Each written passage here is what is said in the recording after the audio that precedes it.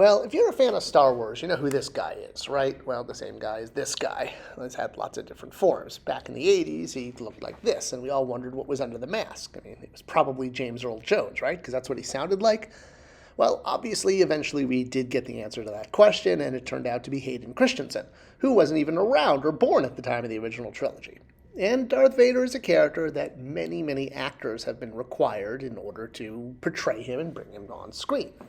Besides the prequel actors, who we're actually only going to briefly touch on as far as the original trilogy, we had David Prowse for the body, Bob Anderson for the stunts, James Earl Jones for the voice, and the almost forgotten Sebastian Shaw for the face.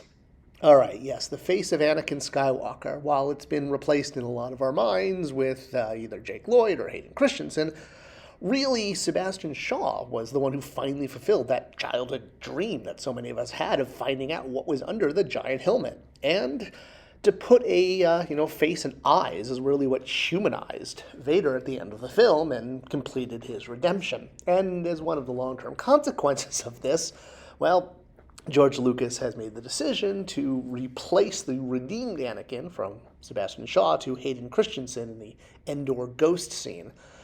Okay, now, Jedi spirit ghosts are, well, wonky. It's a confusing subject. I mean, how did Vader not know about them when he was fighting Obi-Wan? And why did Anakin's Force ghost change to Hayden Christensen from Sebastian Shaw? I mean, there's the in-universe reason, George Lucas basically saying that Anakin essentially, or Darth Vader killed Anakin, if you will, and he's, and replaced him with Darth Vader. So the Anakin we see at the end of Jedi is Vader before he was killed, or Anakin before he was, quote unquote, killed by Vader. I know, it's a little confusing. To me, it makes much more sense as a kid when we saw Sebastian Shaw, who was an older man, and how he looked exactly like he did when Vader removed the helmet on Death Star 2 landing bay there. So if you really want to get into it, I honestly suggest the Revenge of the Sith novel. The novelization really goes into it, and it's way deeper than the film. But for those of us who grew up in the 80s, the idea of Vader's ghost was always Sebastian Shaw. I mean, the idea that he would, revert to a younger version of himself wasn't even something that came into our mindset. In fact, there's whole Facebook groups dedicated to Sebastian Shaw being the real face of Anakin Skywalker.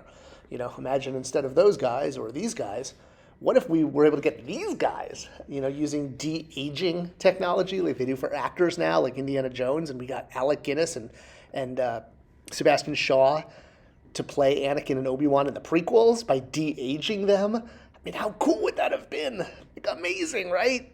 Okay, well, one can dream. Maybe one day they'll actually do that now that, they're bringing back dead actors and turning them into CGI. Talk about progress. Well, actually, talking about progress, that's kind of one of the confusing things because, well, Sebastian Shaw's ghost has been erased from existence. And by that, I don't just mean in the movie, but more importantly in consumer products, which become very important because they're all about permanence. The idea of when you make something into a toy, it becomes physical and it's something you can handle, you can touch, can sit on your desk. And all of the Ghost Anakin figures that have been coming out since the prequels have all had Hayden Christensen's face. And this only leads to just another part of the confusion with Jedi Force ghosts, of the inconsistency we've gotten with the action figures. We've had Force ghosts with soft goods, Force ghosts with see-through plastic, Force ghosts with painted sparkly plastic. And back in the 80s, our very first Force ghost of Anakin Skywalker was kind of like in gray, which, as a kid, I was confused. Is this supposed to be the ghost of Anakin Skywalker? Is it supposed to be actually Anakin Skywalker? I think the card art kind of does make it clear it's a ghost, because you can see kind of the glow line around him. And obviously, this is the only way he actually appeared in the film, is as a spirit. We never actually saw Anakin Skywalker in Return of the Jedi as a young man. And I guess, it would have been cool to get Obi-Wan and Yoda in this look with the gray Jedi robes, and it might have completed that ghost look. I guess this is what, Force ghosts would have looked like in the 80s had they continued. We only got one of them, and he came both carded, or you could do as a mail away, which is how I got mine, and it was definitely one of my most treasured figures as a kid, because it's just, the idea of like having an Anakin, this was something you only kind of heard about. It just represented so much potential in Star Wars. And it was very cool that in the modern line, we still got some Sebastian Shaw figures until those prequels came along. So the Jedi Spirits 3-pack was really the main source of this. It updated Anakin's ghost from the gray and white robes to see-through, and then set up the tool for an eventual human version of him, which came out, which, while one of my absolute favorite modern Star Wars toys, does beg the question, what exactly is this an action figure of? Because it's not a ghost. This is Anakin if he hadn't become Darth Vader, if he was still alive. Is it a fantasy figure? Never quite been able to wrap my mind around it, but I love it because of what it represents. It's just that it was that unknown about Star Wars. We didn't know about the Clone Wars or how Anakin became Vader back in the 80s. All we knew was what he looked like as a ghost. It was Sebastian Shaw. So it's why this figure, to me, Anakin as a flesh and blood Jedi, is such an anomaly and an interesting figure because never appeared in the movies like this, and it's just kind of like a one-off. We did get an Anakin ghost figure as a single-carded figure, but this was with Hayden's face, portrait as you will, and soft goods, so it didn't match all of the other Force ghosts that we'd already previously had, like the Yoda in that Spirit pack, or Obi-Wan in a Dagobah pack.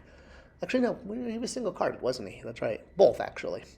So yeah, there's a lot of inconsistency going all the way back to the vintage line, how Force Ghosts have been done as action figures. Clear plastic, gray colored cloaks, see-through green plastic, and it does create a little frustration because we don't really have a definitive set of Force Ghost figures because every couple of years when a Force Ghost figure is created, a different approach is taken. Whether you're going to slap on sort of iridescent soft goods like they did on this Anakin ghost figure, or you're just going to cast the whole figure in clear plastic. There's sort of no one way this is done. And of course, we still haven't gotten a ghost of Anakin figure as a single card. In fact, we haven't gotten Yoda like that either. The only ghost that's ever been is the Hayden Christensen version. So getting a Sebastian Shaw ghost as a single carded figure would be really cool. But alas, even the Black Series set that just came out features Hayden's portrait, no more Sebastian Shaw, which to me personally is actually a little bit sad because I really like the Black Series Force Ghosts. I don't get that much Black Series, but I did buy Obi-Wan, and I actually bought the Yoda as well, and I had them sitting on my shelf, and I've been waiting and waiting for a Sebastian Shaw ghost. The Yoda is a nice upgrade in this 3-pack because it takes the Yoda from the Dagobah set that's correctly scaled and now puts him into, ghost form. But yeah, I've got them. There they are on sort of my adventure shelf, right next to that globe there in the middle. And I would love to put a Sebastian Shaw Anakin ghost figure, but that's probably never going to get made because he's been officially changed to Hayden Christensen. And honestly, that kind of makes me a sad panda because I grew up with Sebastian Shaw as the image of Vader. So while I would love to pick up this set, could they put in an extra head? Yeah, probably. But I think they're really trying to rewrite Star Wars history, more or less, and say it was always Hayden Christensen, which obviously it wasn't. And honestly, I find that frustrating because I feel like if they just put in a Sebastian Shaw swappable head, I would have totally bought that set. Two other Sebastian Shaw Anakin consumer products that should be mentioned is this 13-inch doll that came with a book, sold at, Barnes & Noble and other places. It was an inch bigger than the other 12-inch sort of dolls that Hasbro had been putting out. So it was kind of odd. It was a one-off that didn't fit with the rest of the line. I mean, I guess you could say Anakin was taller, but it has Sebastian Shaw's face, and it's, again, one of the only toys we've ever gotten. And again, we get him as a human, like that action figure, the 3 3/4, not as a ghost.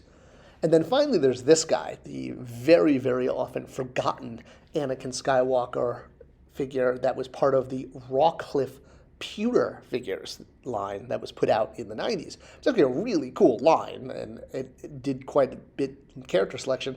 This Anakin actually was a pack-in with a CD-ROM Star Wars Monopoly. It was the only way to get it. It fits in with all of the other pewter figures, but yeah, you get Sebastian Shaw's face, and you even get Vader's helmet there at his feet. Still, again, one of the only very few Sebastian Shaw Star Wars pieces of merchandise ever made. You can basically count it all on one hand. So this is a treasured piece as well. I really do have a soft spot for any consumer product that correctly, captures the true history of Star Wars, and we can remember, Anakin as he looked. Nowadays, all we really ever get is a slightly photoshopped version of him with Vader's mask off, where they had to remove the eyebrows now that the prequel showed he had no eyebrows. He originally has eyebrows. So, yeah, you still see Sebastian Shaw in action figures, but only as a removable helmet Vader. Getting him as a ghost is just something Lucasfilm is not interested in. Well, I hope this was a cool, interesting video at maybe what could have been and what has been with Sebastian Shaw, Anakin Skywalker product in history.